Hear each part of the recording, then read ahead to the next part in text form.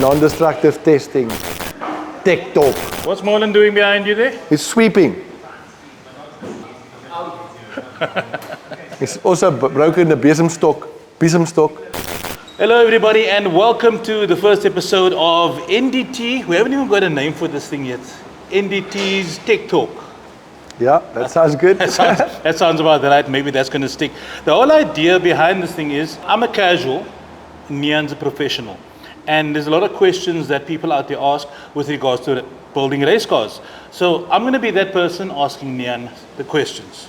Right? Okay. So Nian, before we go into it, what do you do here?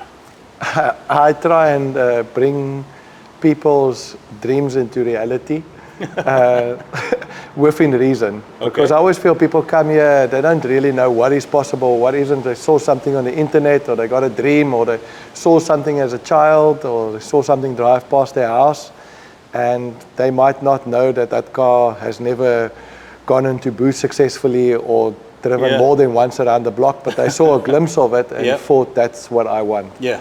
And then they come here with either a lot of money or little money or the right amount of money. And big ideas.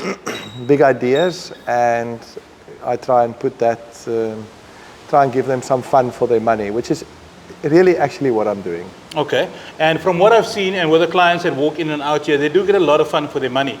A question that I find a lot of the time, specifically within BMWs, this is why I'm asking you this question now. Let's assume we've got BMW Car Club Cape Town now. It's a big series down locally. It's huge in Joburg. How do I start? What kind of money am I looking at? What kind of car am I buying? What is, in your opinion, the most cost-effective way to get on a track and have fun? Maybe not be competitive, but have a jaw out on track. Obviously, it depends from person to person, how mechanically minded you are. Are you willing to get your hands dirty? Are you willing to employ a mechanic but still have some sort of oversight on the build, or you basically want to arrive and drive? So that's something that changed from everybody. Yep. And then obviously, what can you get the base car for? You know, did somebody gift you a car? Did you buy an extreme bargain? Or did you specifically go out and look for a very neat, specific example of a car? Yeah. So I think that's not quite the question you asked, but it sort of leads onto it. But yeah, ultimately I believe that E36 or E46 from the mid-90s to the early 2000s is sort of what you're looking for. Okay. There's obviously a lot of, I don't know what the exact word, interchangeability between the cars. Yes. So there's some, any straight 6 engine, any straight 6 gearbox, the diff ratios, the side shafts, the multitude of suspension parts. There's so much interchangeability there. Even the ABS pumps and stuff. So the sky's the limit when you get into that era of cars. So we're looking at, so to start off with, you're looking at a BMW E36 E46, somewhere there. Yep. Okay. And then I think if you don't want to go extremely fast, and you can afford and find a decent E46 350, because it's got the slightly bigger brakes. Yeah. It has electronic. Sorry, that's important. Sorry to interrupt you, but that is important because people don't know that if you've got the 330, the bigger brakes, that's now something you don't have to spend in the future. Absolutely. So, yeah, so to get back to the E46 350 specifically, it's got the bigger brakes, which is important. It's got electronic throttle body, which something. It's got the ABS and traction control as standard, and and as far as those M series of engines, M54s, M52s, M50, that's the most powerful one standard out the block. Okay. So, and it's an aluminium block. So if you were not going to do much to the car, just sort of lighten it, maybe different shocks and change the diff ratio, maybe a second fuel pump just for surging around the corner. You can, uni-chip it. That's a race car right there. Yeah. Maybe different pads and some wheel studs, some wheel spacers, semi-slicks. It's already got 17-inch wheels on it. Again, you don't have to do much more than that. Yeah, there's a race car. That's a race car. Yeah. So, and I know this is a hard question to answer, but this is exactly what I would ask you. Okay, but how much is that going to cost me? So if you just use a ballpark without going. Yeah, so let's say the base car, I can't give you a price. Yeah. Because somebody could either give it to you, you hit a bargain, or you went and overpaid for one. So taking that out, I think for about 100 grand, you could put a seat in it, roll cage it, extra fuel pump, strip it, the brake pads, the suspension parts that I'm talking about, spray the inside. If you do a little bit of the work yourself, you're not being overcharged, or relative, and you get the parts that I'm talking about at a reasonable price, I think you can, depending on the car you bought, which I'm saying leave that out. If you spend 100 grand, I can't see how you couldn't get to a point where you got a E46 350 that's on the track, and it's that is a lot more attainable than I thought it would be, because look, obviously that pricing go north very quickly depending on what you want to do with the car. Yeah, the Oak bought the car and then the engine is actually broken. Then that's a different story. But so to wrap that part up quickly, let's assume maybe you've got a car, maybe your parents gifted you one, you've got an E46. It's a neat car, it's driving, the motor's okay, right? You spend 100 grand on it. That to me sounds like a Class C or Class D car? It depends on the driver and how much weight you took out, because funny enough, let's assume you the driver. On that sort of power, the car in Class A. on that sort of power level, because you haven't upped the power by much, it's almost all about how much weight you can take out.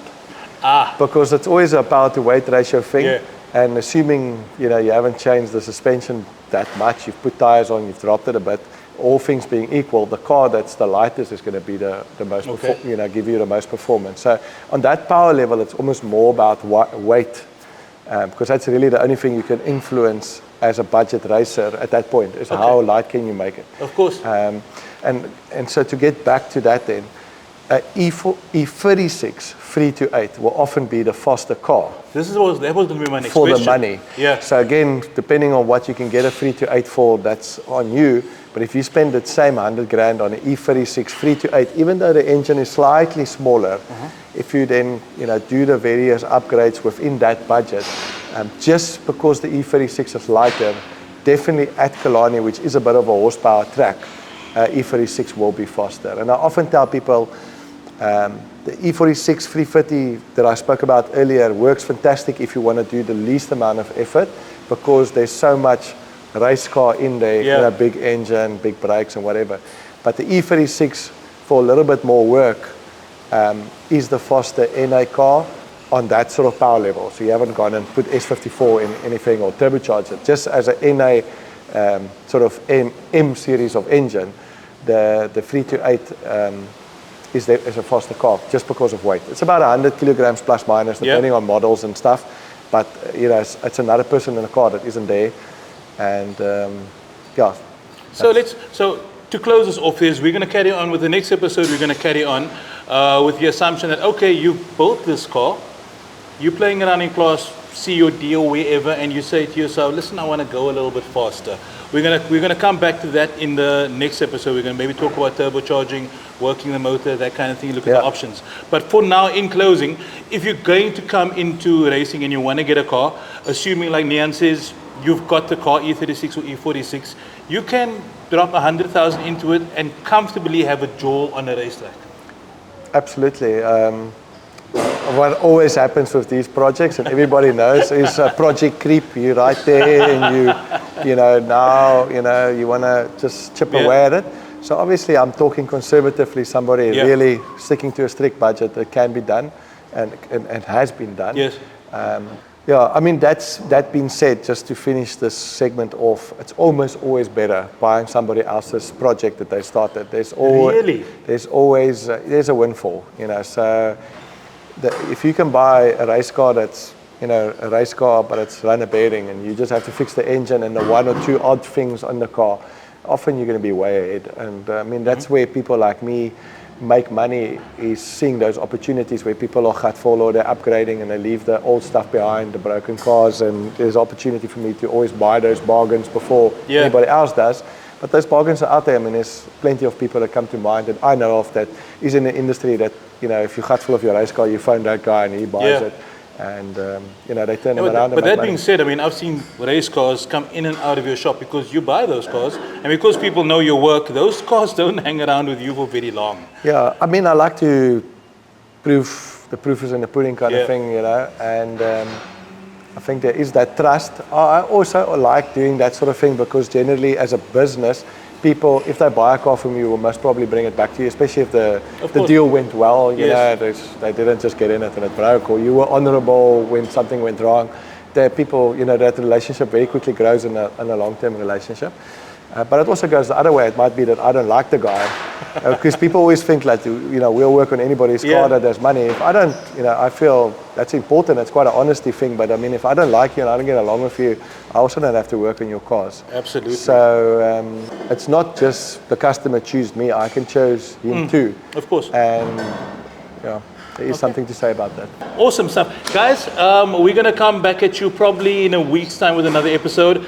The question that I want to ask you guys is, what kind of questions would you guys like Nian to answer with regards to race cars? Let's keep it to race cars. Leave it in the comments below. Let us know anything about cars, engines, race cars, anything in general. Let us know in the comments, and we will see you guys in a week.